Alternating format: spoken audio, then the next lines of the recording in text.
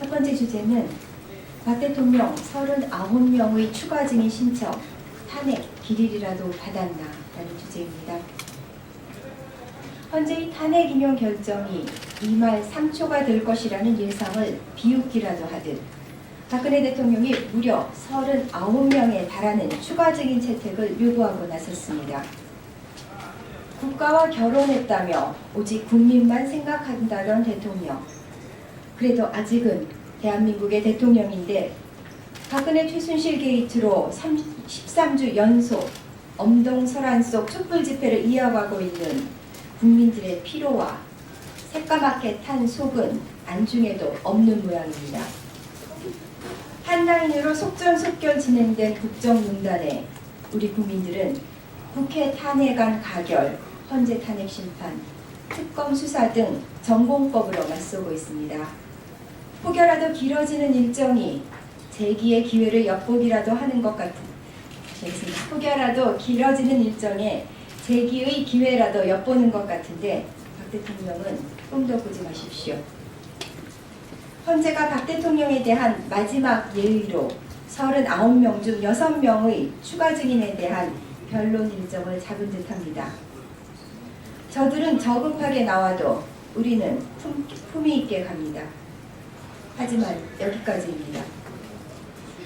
결론은 정해져 있습니다. 이 말 3초가 3초 3말이 된다고 해서 무엇이 달라지겠습니까?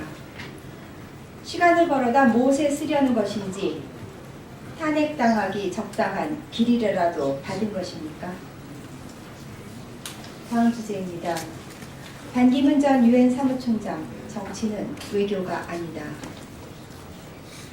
반기문 전 유엔 사무총장 발등에 불이라도 떨어진 모양입니다. 지지율이 오르기는커녕 오히려 점점 떨어지고 있으니 속이 탈만도 합니다. 이 상황에서 도덕성 문제가 또 불거졌습니다. 조카 반주현 씨가 병역 기피로 지명 수배자가 된 사실을 반 총장이 충분히 숙지하고 있었다는 보도가 있었습니다. 바른정당 입당, 제3지대 빅텐트 주도, 창당 등 여러 개 떡을 손에 쥐고 아직도 뭘 먹을지 고민하고 있으니 과연 자신도 칭찬으로 여긴다는 별명, 기름장어 나온 행보입니다.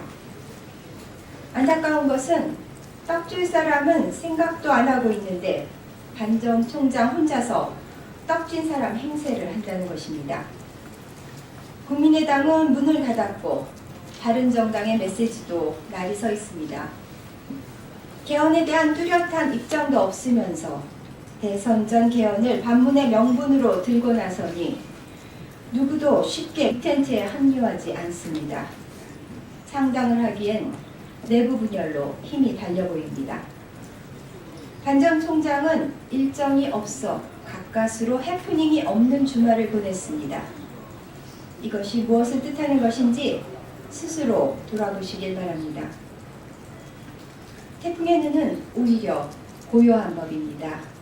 본인이 몰고 온 태풍이 가뭄의 단비가 될지 한반도를 쑥대밭으로 만들지 많은 국민들께서 이미 아시는 것 같아 드리는 말씀입니다.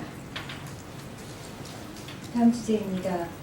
황교안 대통령 권한대행 국무총리는 울며 먹는 겨자강. 혹시나 했더니 역시나였습니다.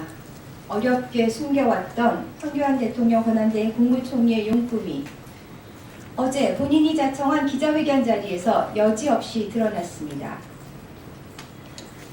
연두 기자회견은 새해를 맞는 대통령의 첫 번째 대국민 업무 보고인 셈인데 우리 국민 누구도 시키지 않은 자리를 만들어 놓고 대권 잠룡들이 쓰는 모호한 화법으로 대선 출마 의지를 비쳤습니다. 언제부턴가 대권주자 여론조사에 슬그머니 등장하더니 친박으로부터 신합으로 꿰찬 지지율이 조금씩 오르는 모양새에 어렵게 잠재워둔 권력의지가 부활한 모양입니다.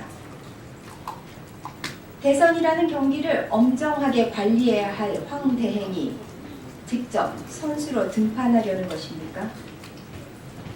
대행에 대행이 등장하는 촌극을 만들지 마십시오. 이렇다 할 내용도 없는 연두 기자회견은 그렇다 하더라도 대행 업무에 충실하시라는 야당 논평에 발끈하고 나선 것은 우스꽝스러울 정도입니다. 바른정당 대변인인 장제원 의원에게 직접 전화를 걸어 바른정당이 나에게 이럴 수 있냐고 항의했다는 것입니다.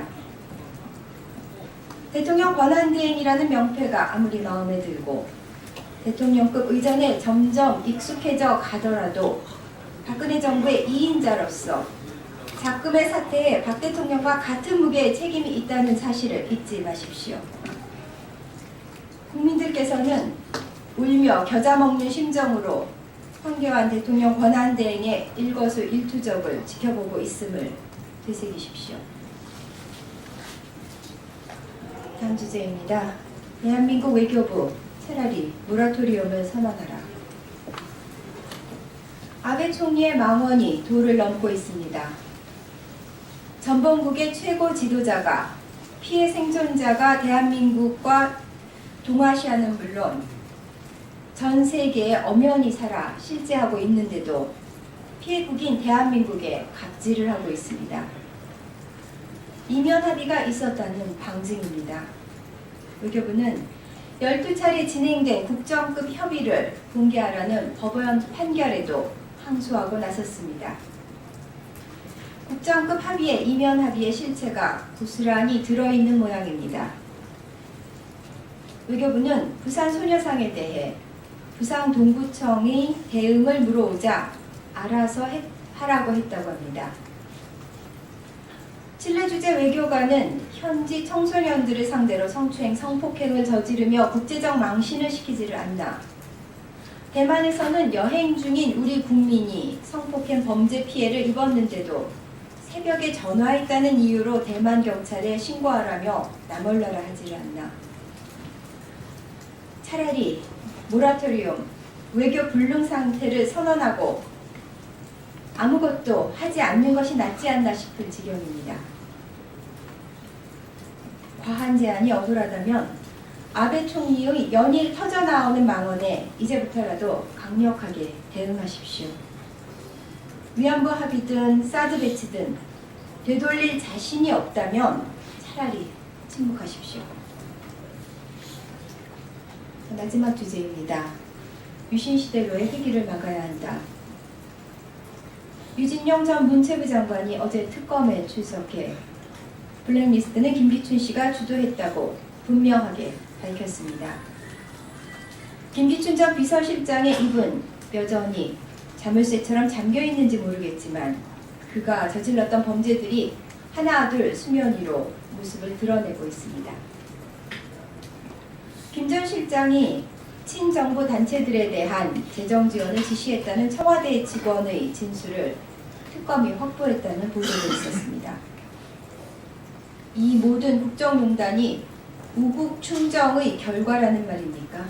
정말 어처구니가 없습니다. 대통령에 대한 왜곡된 충성심이 어떠한 결과를 초래하는지 적나라하게 보여주는 사례가 아닐 수 없습니다.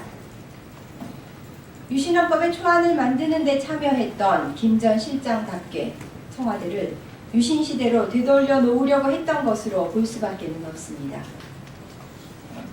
청산하지 못한 역사가 어떻게 후대에 되갚음을 하는지 김기춘 전 비서실장은 똑똑히 보여주었습니다. 다시는 오늘의 참담함을 우리 아이들에게 남기지 말아야 할 것입니다. 이상입니다. 고맙습니다.